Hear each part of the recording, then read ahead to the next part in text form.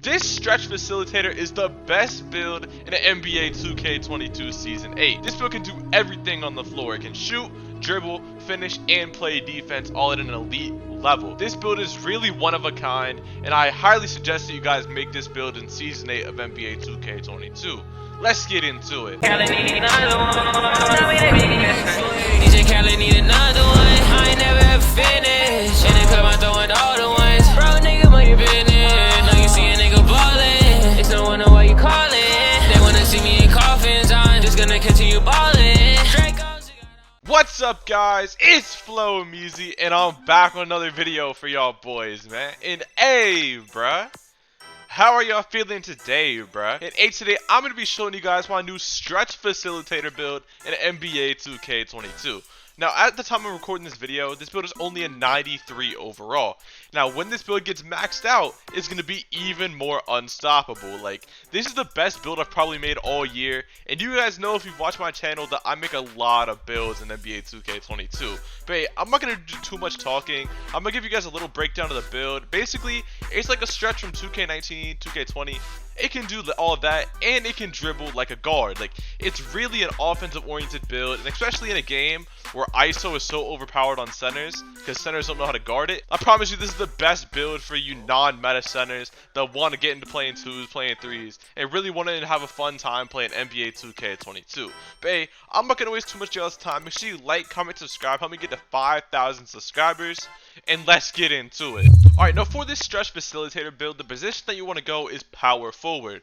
Now, this is typical with most stretch builds, right? Like, when you think of like 2K19, the stretches, they were all power forward, so power forward is not too out of the ordinary for a stretch build. Handiness, jersey number, like always, is always personal preference. Now, for the pie chart for this build, alright, it's a pie chart that not a lot of builds really use, so you want to go all the way down here. So it's going to be the one where you get Hall of Fame shooting badges and gold defensive and other badges. But look, you're going to get a lot of defense, so you're not going to be lacking on defense like most stretch builds in this game. You're going to have a lot of shooting, you're going to be able to dribble. I know it's not like a playmaking pie chart, but I promise you, you're going to be able to dribble. It doesn't take that much of a ball handle to be able to ISO on a center this year. I promise you. So just go with this pie chart right here. Now for the physical profiler, right, since you're going to be dribbling the ball, it's a stretch facilitator, you're going to want to go with the pure speed physical profile. You can't go with another one like speed vert or something, and I promise you, the best one to go is pure speed. Now if you want the stretch facilitator name, alright, you want to copy the stats exactly like I do. So you want to max out your close shot, bring your driving layup to a 50, and then you want to max out your driving dunk. So you're only going to have one finishing badge, but I promise you,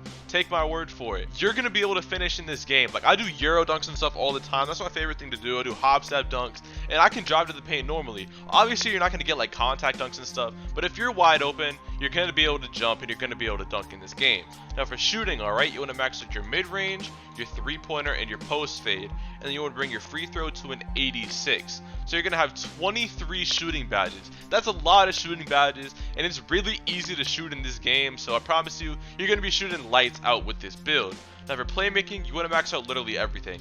You're going to max out literally every stat. You see, if you drop it at all, it's not going to give you all 10 playmaking badges. Now 10 playmaking badges doesn't seem like a lot, right?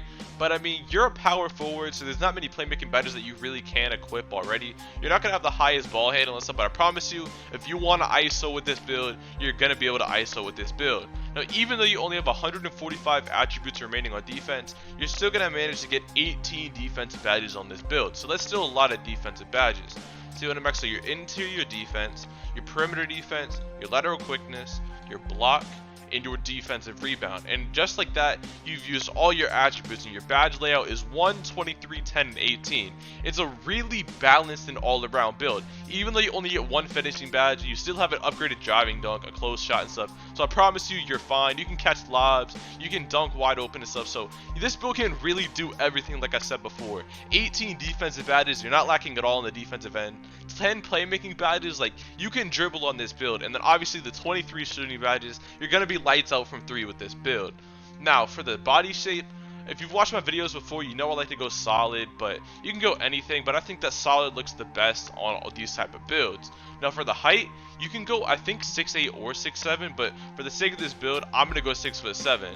Now, I do have MASCOT, so it brings my height up a little bit, but the main reason I'm going 6'7", alright? You're going to think that's a little small, but I promise you, you're going to be able to stop centers and stuff, as long as it's not like a post goal or something. But look, it's going to bring your ball handle up even more. Your 3-pointer is going to go up. Everything goes up besides some of your defensive stats. Now for the weight, you want to go all the way down. If you go all the way down, you're going to look at the speed. You have an 85 speed on a center build. Like, it's insane. 83 acceleration. Like, this build is really legit. Now for the wingspan, you want to max it out. Now it does drop your ball handle and all that stuff a lot, but I promise you, you're a center.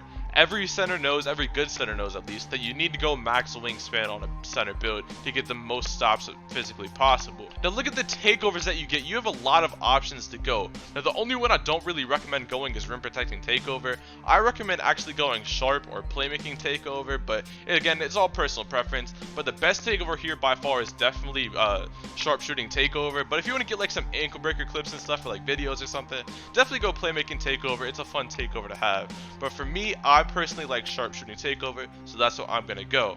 Now as you can see, alright, you have built a stretch facilitator in NBA2K22. Like, this build, bro, this build, you can't make it up. The build name is cool. It's a really good build all around, and it's a really fun build in this game. But hey, this is gonna be the end of the video, bro. Make sure you like, comment, subscribe, turn the post notifications. Again, I'm trying to get to 5,000 subscribers before the end of 2K22, and I really think that's possible. So again, just make sure you like, comment, subscribe to the channel, and I'm out, man. Shut up, nigga. Shit.